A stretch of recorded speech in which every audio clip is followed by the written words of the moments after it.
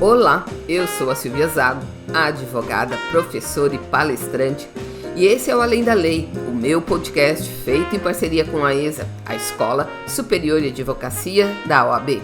E se você está ouvindo Além da Lei pela primeira vez, esse é um podcast onde eu tenho tratado das demandas e desafios do universo jurídico e do advogado contemporâneo, que diariamente é provocado a construir novas formas de se pensar e de se entregar ao direito. Então, se você transita ou habita nesse universo, esse podcast é para você.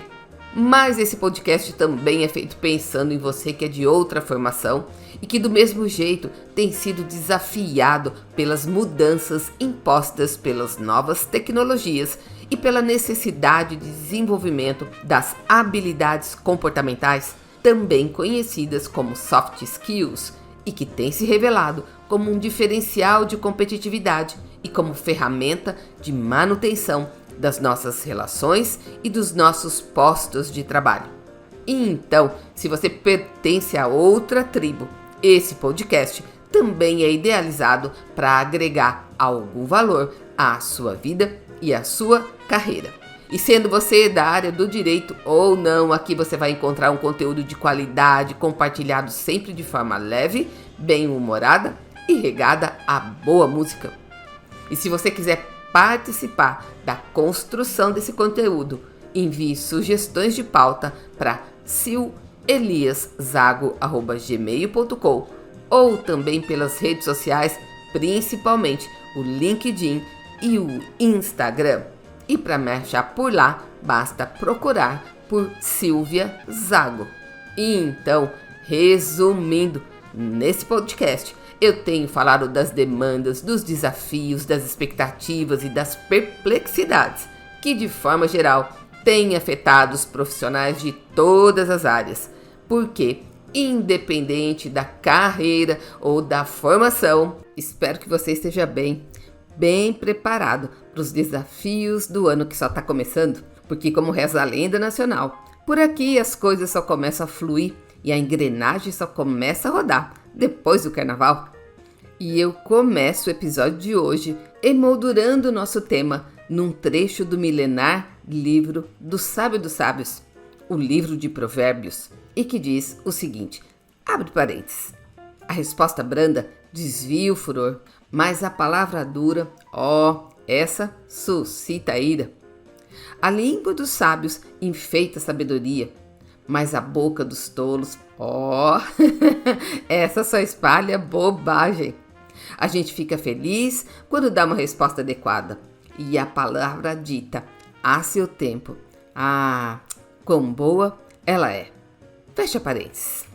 E é sobre esse recorte, sobre esse viés, que hoje eu decidi falar sobre uma das grandes dificuldades que surgiu com as novas tecnologias e que tem tomado corpo e forma diante desse novo e inusitado jeito de viver a vida. O novo jeito todo mundo já sabe, diz respeito às formas remotas e virtuais com que fazemos quase tudo, de uma reunião de trabalho a uma compra no supermercado. Quase tudo já tem sua opção e sua versão remota e virtual. Estamos sendo provocados a aprender, ou melhor, a reaprender a nos relacionarmos com o outro e com o mundo através dessas maravilhosas ferramentas da tecnologia, que, queiramos ou não, foram as grandes facilitadoras do processo de construção da globalização, do mundo sem fronteiras e sem barreiras. E quanto à dificuldade que estamos experimentando nesse novo contexto, é a de nos comunicarmos de forma clara, eficaz e sem ruídos. E também sem equívocos. E tudo através dessas novas ferramentas. Lembrando que, como disse o Duda Mendonça, um dos grandes publicitários brasileiros que a gente ficou conhecendo através das muitas campanhas políticas que ele esteve à frente, comunicação não é o que nós falamos, mas sim o que as pessoas entendem. Então, só dessa frase a gente já pode tirar algumas lições. A primeira é que existe uma possibilidade de nem sempre aquilo que eu falo ser o que de fato o outro entende. E isso quando a outra pessoa me ouve, né? Porque em dias de intolerância de todo tipo, ordem e natureza, encontrar alguém que esteja honesta e sinceramente disposta a ouvir o que a gente tem a dizer, principalmente quando não compartilhamos de um mesmo ponto de vista, é quase um milagre.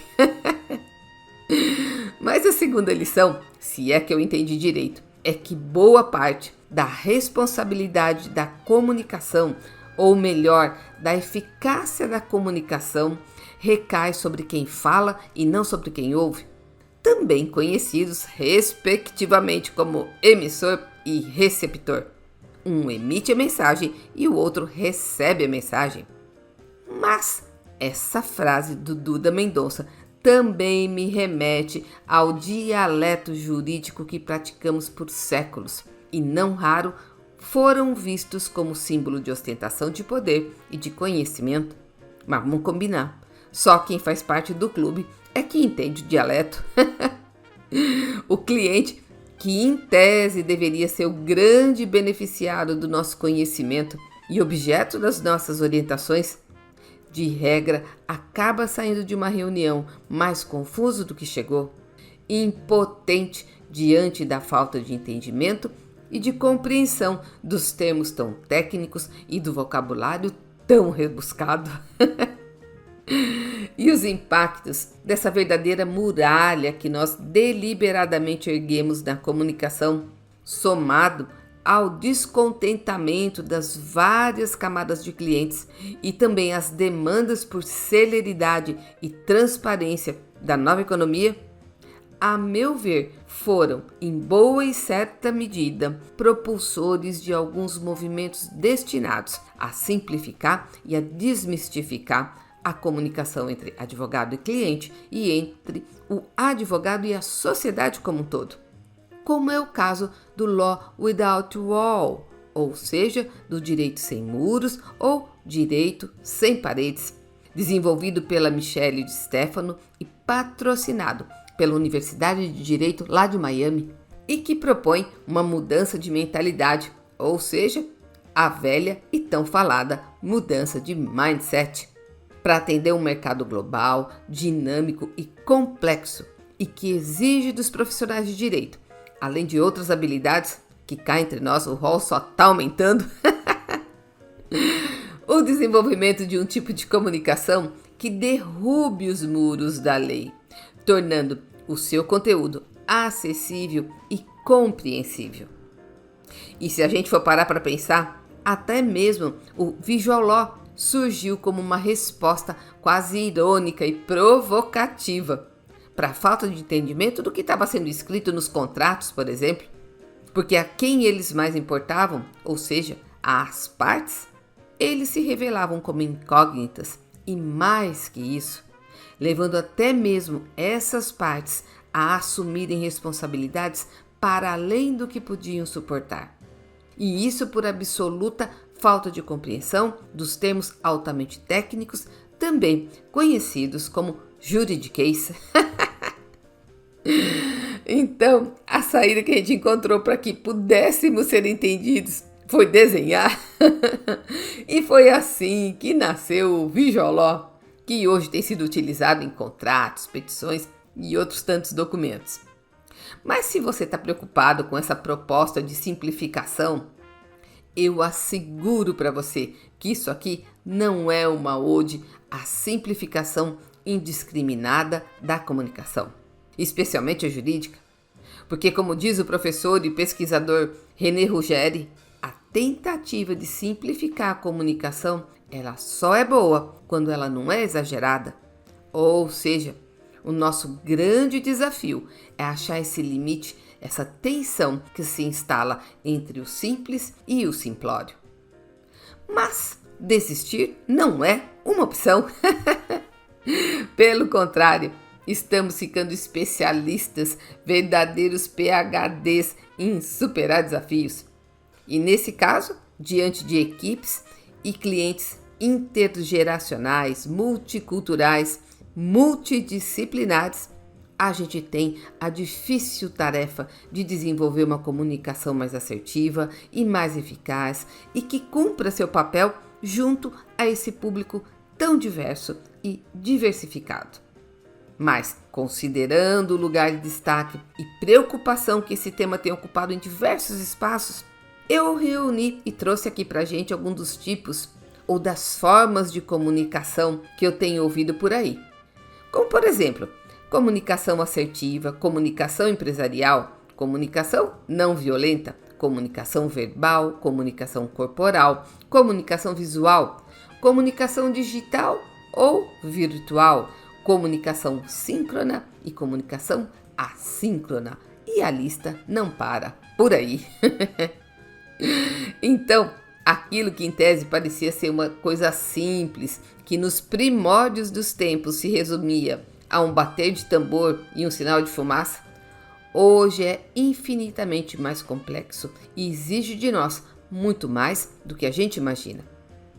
Num dos episódios aqui do Além da Lei, eu comentei sobre uma pesquisa feita na década de 60 pelo psicólogo e pesquisador da Universidade da Califórnia, Albert Mehrabian, onde ele concluiu que nas comunicações face-to-face, ou seja, nas comunicações presenciais, 55% da comunicação vem do comportamento não verbal, como, por exemplo, as expressões sociais, que, vamos combinar, ficaram bem prejudicadas no tempo da pandemia por conta das máscaras que a gente teve que usar, né? Mas os outros 38% vêm do tom de voz e somente 7% vem do significado literal das palavras. Mas é claro que ele não estava dizendo que a gente não precisa se importar com o que fala. Não é isso.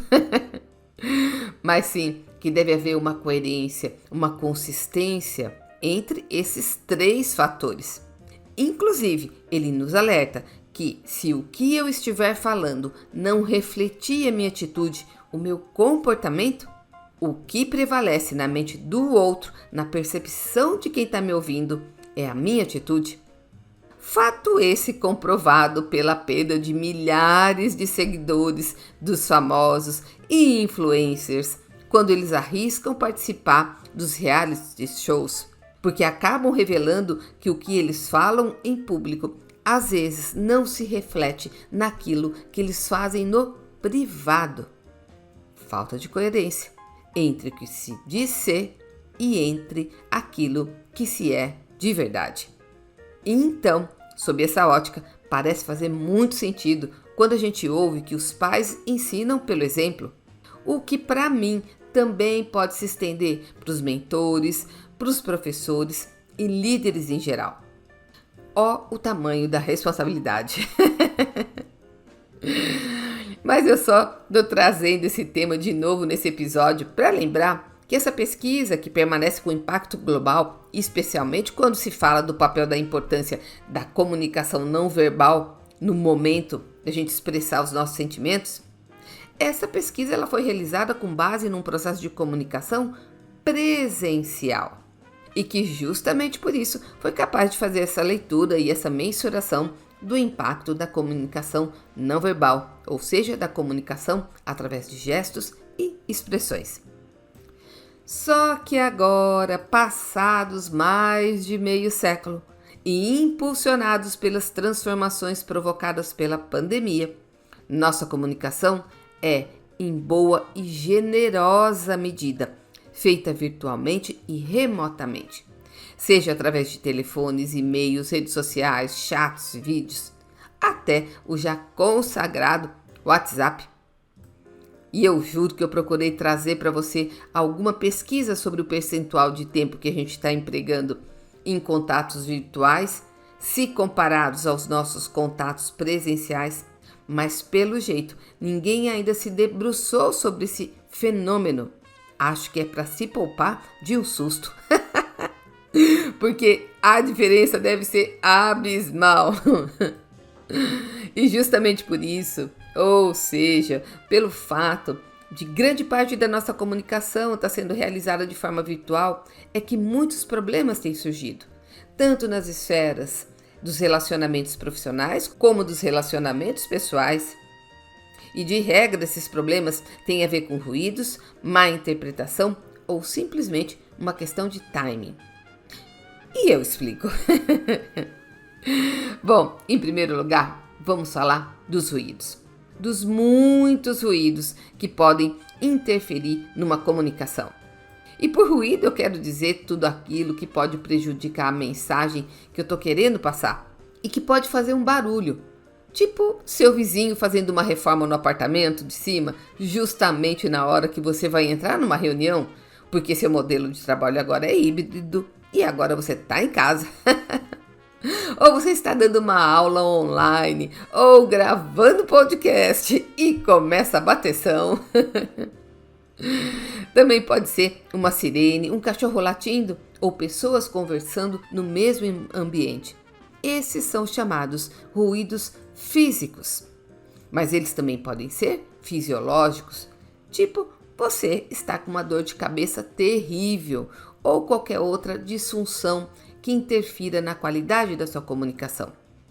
Os ruídos também podem ser psicológicos, como por exemplo, ansiedade, falta de concentração. Também podem ser semânticos, e esses têm a ver com o significado de cada palavra.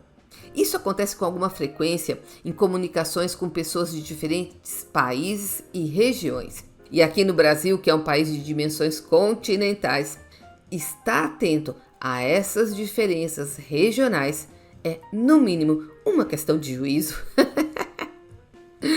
Já os problemas que nascem da má interpretação têm sua raiz num dos pontos que geralmente a gente negligencia, a gente deixa passar numa comunicação e que tem a ver como o outro percebe aquilo que eu digo, porque a interpretação dele, a sua percepção está condicionada à sua experiência, à sua faixa etária, aos seus valores e à sua visão de mundo.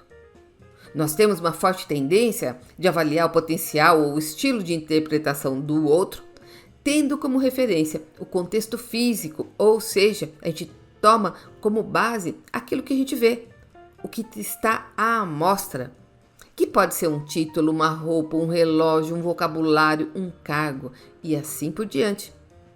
Assim como um iceberg, que para além do que a gente vê, para além daquilo que está na superfície, o que de fato sustenta tudo e que é muito maior do que aquilo que nos é mostrado, está submerso e está escondido.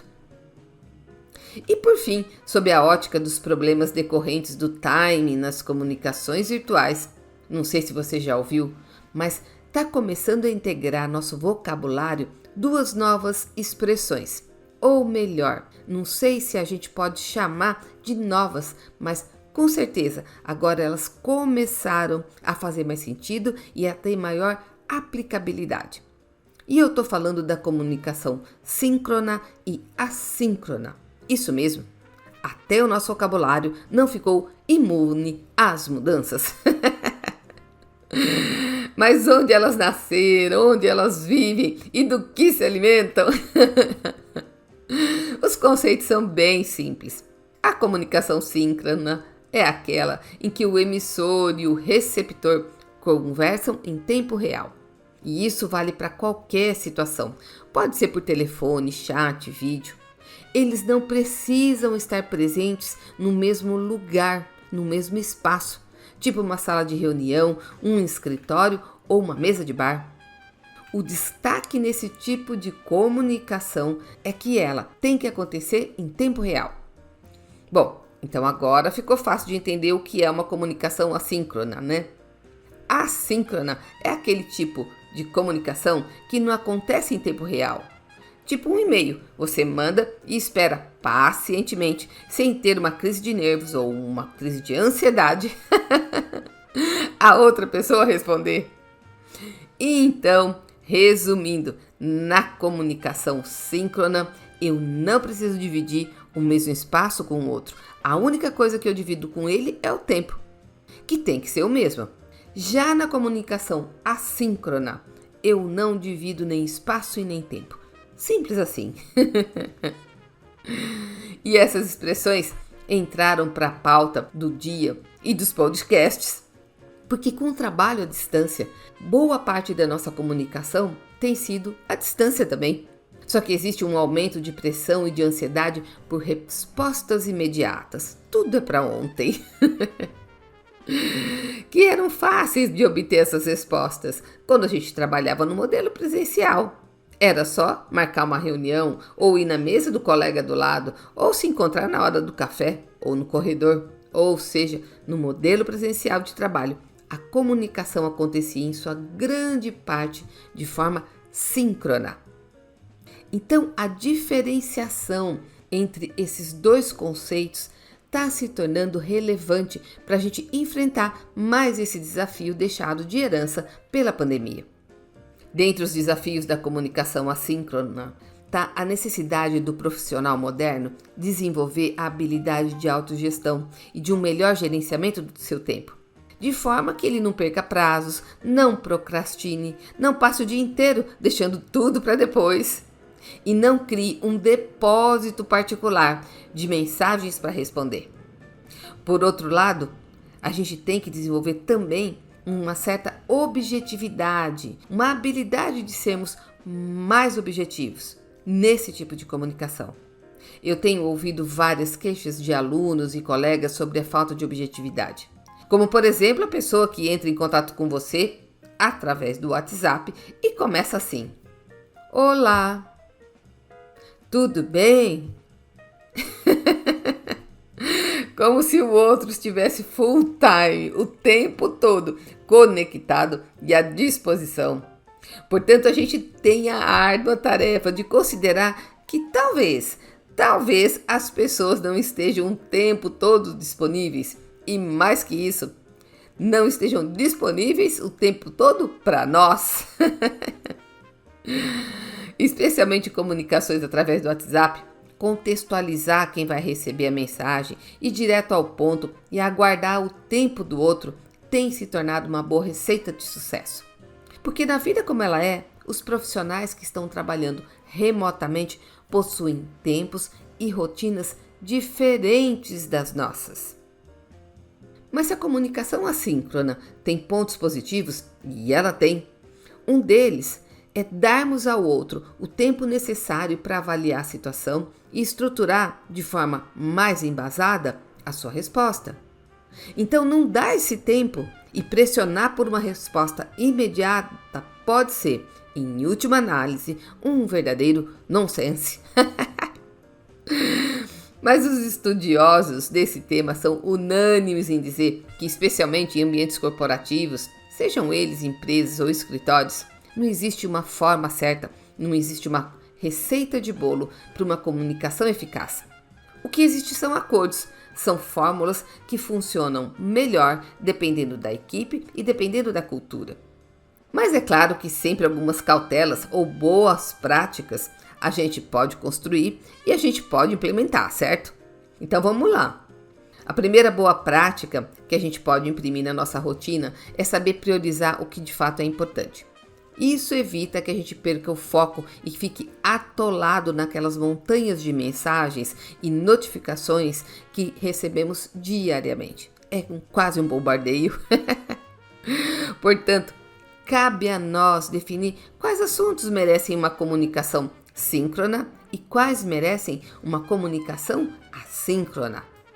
Por exemplo, para feedbacks, planos de negócio, definição de projetos, decisões a serem tomadas em consenso, demissões, comemorações. Nesses casos, o modelo síncrono é sempre o mais indicado. Outra dica que pode ajudar é a utilização de chats de conversa, que existem vários no mercado. E nesse caso, vários acordos de equipe. Por exemplo, combinar que no período das 9 às 18, quem tiver online tem que responder as mensagens de forma síncrona, ou seja, em tempo real. Mas resumindo, a gente sabe, reconhece e agradece a agilidade que as ferramentas de comunicação assíncrona que não exigem uma resposta imediata deram ao nosso trabalho e aos nossos negócios. Mas para que ela seja de fato eficaz, tem um pré-requisito. Sim, não existe almoço de graça. E esse pré-requisito é a documentação dos processos. Porque todos nós, em algum momento, em alguma medida, em algum contexto, já perdemos hora ou horas procurando determinada resposta, determinada orientação ou informação que foi trocada ou foi enviada através de uma comunicação assíncrona. E nessa hora, vamos combinar? Nossas caixas de entrada de e-mails e directs mais parecem um labirinto, mais parece um poço sem fundo. Então, ter processos bem documentados passa a ser, para além de uma questão de organização e profissionalismo, um forte antídoto para a ansiedade e para as noites sem dormir. Mas para terminar esse episódio, eu quero lembrar que comunicação, diferente do que a gente imagina, não tem a ver só com falar, mas também está intimamente ligada ao calar e ao saber ouvir. Há não muito tempo, num dos meus cursos de negociação, uma aluna me perguntou se eu já tinha ouvido falar da escuta radical. E por acaso, estava naquela época acontecendo os debates eleitorais. E um deles, daqueles bem acalorados e bem combativos, me chamou a atenção o fato de que cada candidato tinha que exercer um forte domínio próprio, um autocontrole quase sobrenatural, para deixar o seu opositor falar durante 2 ou 3 minutos, sem nenhuma interrupção da sua parte, ainda que ele não concordasse com absolutamente nada do que estava sendo dito. E quando ela me fez essa pergunta, na falta de um conceito formal, me ocorreu à mente que isso sim, dar espaço de fala para o outro, ainda que você não concorde com o que ele diz, deve ser a tal da escuta radical. Que eu também chamaria de escuta dos gigantes, porque isso é para os fortes. Só que ao calar diante do outro, ao permitir que ele expresse suas opiniões, construa seus argumentos, eu estou colocando os primeiros tijolos para a pavimentação do caminho do diálogo, do respeito e da comunicação eficaz. Porque ao ouvir o outro, eu estarei suprindo um dos maiores anseios humanos universais, que é de ser ouvido e que é de ser respeitado. E por hoje é só, pessoal. Se você gostou desse tema, recomendo fortemente a inscrição até o dia 15 de março no Clube do Livro Normalize Mais, que vai iniciar sua temporada 2023 e onde eu também estarei participando, ampliando e aprofundando essa prosa. E melhor de tudo é que ainda conta com o apoio e a parceria da CAASP.